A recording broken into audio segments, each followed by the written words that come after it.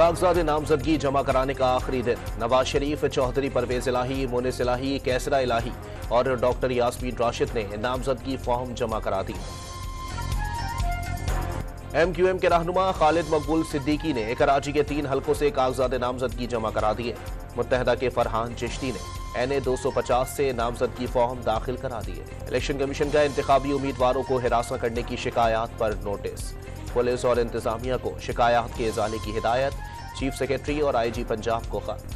हल्काबंदियों पर एतराजात की समात आम इंतखाबात के बाद होगी। अभी समात की तो इलेक्शन प्रोग्राम पर मनफी असरात मुरतब होंगे। इलेक्शन कमीशन का बयान। वजीर आला पंजाब का मुस्तकबिल में सियासत में आने से इनकार। मोहसिन नकवी का ड्राइविंग लाइसेंस न होने पर कोई नरमी न बरतने का ऐलान।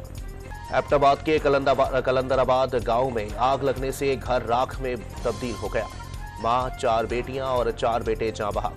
शॉर्ट सर्किट के बाइस आग लगी। हब की तहसील विंदर के करीब कोस्टर और ट्रेलर में तसादुम। खातून समेत 3 अफराद जाँ बहक और 10 से जायद जख्मी।